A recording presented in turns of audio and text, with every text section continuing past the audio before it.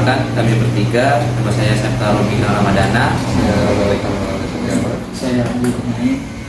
Nah, kami di sini ingin mempresentasikan tugas sejarah kami yang berhubungan dengan tokoh yang ada di Ibu Kota Bangkalan Bun. Mungkin teman-teman kalau masuk ke Kelurahan Malijo pernah tahu kan yang namanya Jalan Malijo. Nah, kebetulan tokoh inilah yang kami kenalkan. Itu siapa ya tokoh Malijo tersebut? Kebetulan kami langsung ingin mewawancari salah satu keturunan beliau, yaitu Kiai Haris M. Haji. Untuk menghemat waktu, kita langsung bertanya ke Kiai. Jadi, Assalamualaikum Kiai. Jadi, sosok Malijo ini siapa Kiai? Terima kasih anak-anak sekalian. Sebelum kita mengenal siapa itu Malijo, karena memang sejarah harus kita luruskan, tentunya kita mengenal dulu tokoh Madura yang ada di Kabupaten Pekalongan Barat. Malijo adalah bagian dari tokoh Madura yang didatangkan. Jadi perlu anak-anak ketahui sekalian bahwa orang Madura yang bermukim di Kabupaten Pekalongan Barat ini ada dua kriteria lah, dua kriteria Madura. Ada Madura yang didatangkan, ada yang Madura pendatang. Ini supaya kalian tahu, karena antara Madura yang didatangkan dengan Madura yang pendatang itu ada sedikit perbedaan. Walaupun kami sama-sama dari tanah Madura, tapi sejarah kehadirannya di Pangkalan Bun ini berbeda. Nah, tokoh yang kalian pertanyakan yaitu Malijo, itulah salah satu tokoh Madura yang didatangkan. Kenapa ini harus kami sampaikan? Biar anak-anak sekalian tahu, generasi penerus dari putra-putra terbaik Kabupaten Pekalongan Barat ini tentang sejarah keberadaan orang Madura. Kita kembali kepada Malijo. Saya jelaskan tadi bahwa Malijo ini salah satu tokoh yang didatangkan. Pertama kali beliau datang di Pangkalan ini karena diharapkan kehadiran oleh kerajaan. Jadi perlu kalian tahu bahwa keluarga Malijo itu hampir 100% adalah abdi dalam kerajaan. Jadi yang didatangkan, yang dipekerjakan oleh pihak kerajaan sebagai abdi dalam, diantaranya menjadi abdi dalam keratonan, menjadi penjaga kebun, menjadi penjaga ternak kerbau, dan menjadi penjaga ternak kuda, dan menjaga jalan, merawat jalan di atas Pangkalan Bun Kumai. Itulah tokoh, diantaranya tokoh Malijo. Masih banyak tokoh yang lain, tapi karena kalian ingin mengangkat seorang tokoh Madura yang nama Malijo, jadi itulah penjelasan singkat tentang Malijo. Jadi beliau adalah seorang Madura yang didatangkan. Kenapa saya katakan begitu? Karena memang kehadiran beliau dan keluarganya sengaja didatangkan oleh kerajaan untuk menjadi abdi dalam di kerajaan Kota Waringin ini yang kita kenal sekarang sebagai Kota Waringin, dan sebelumnya adalah kerajaan Citarum. Mungkin ada pertanyaan lain, silakan. Selanjutnya, kapan Jalan Malijo ini terbentuk? Caranya Jalan Malijo terbentuk, jadi anak sekalian supaya tahu, mungkin kalian mengenal Jalan di Sidorejo, Kelurahan Baru, Kelurahan Raja, kemudian di sana di Kelurahan Baru itu nama ikan, jadi ada Kang Setempat, ada Kang segala macam, itu nama ikan. Kemudian Sidorejo itu nama binatang. Nah dulunya di Madurejo itu adalah jalan itu nama buah-buahan.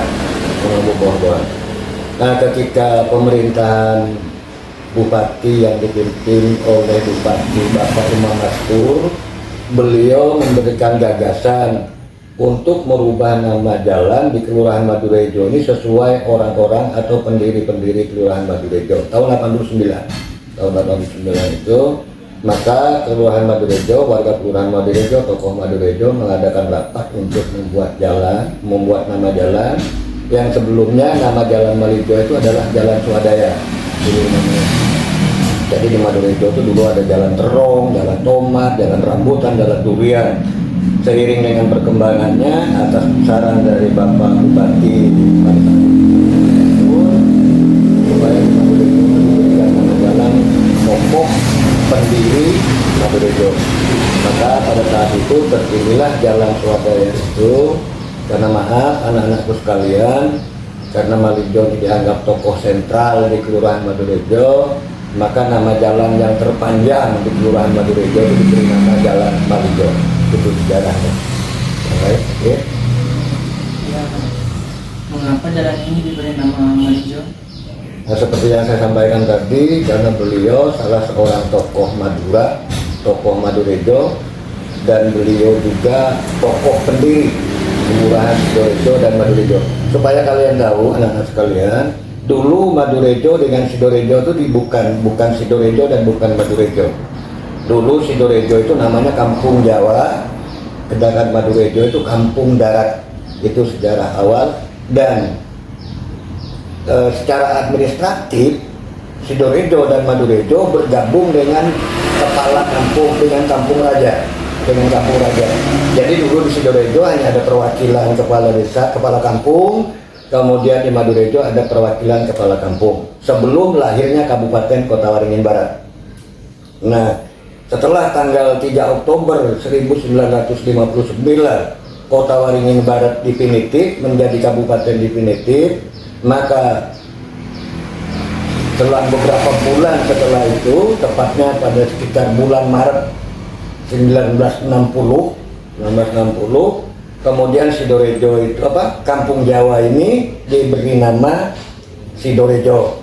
Kenapa Sidorejo? Menurut sang pemberi nama yaitu almarhum Pak Mas Karim, Sidorejo karena Sidorejo itu lebih maju duluan dari Madurejo.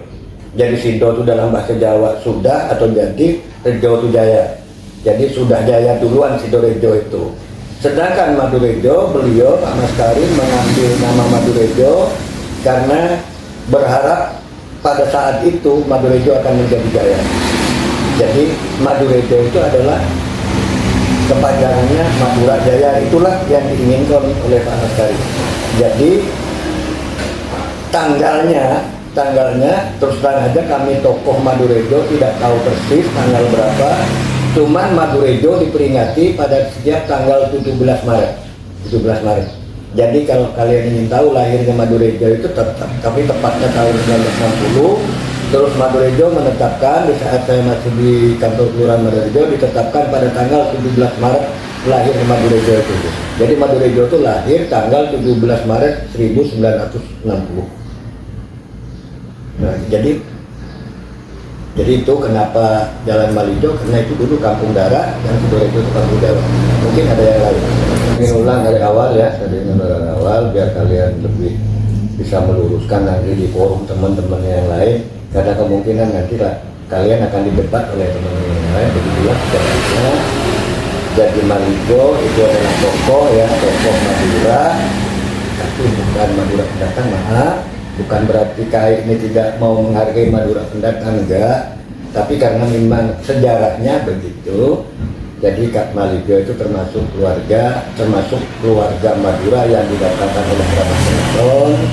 Kemudian beliau menikah di Pangkelambun dan anak-anak beliau lahir di Pangkelambun. Jadi termasuk KAI yang diwawancarai kalian ini sampai sekarang belum tahu yang namanya Madura itu.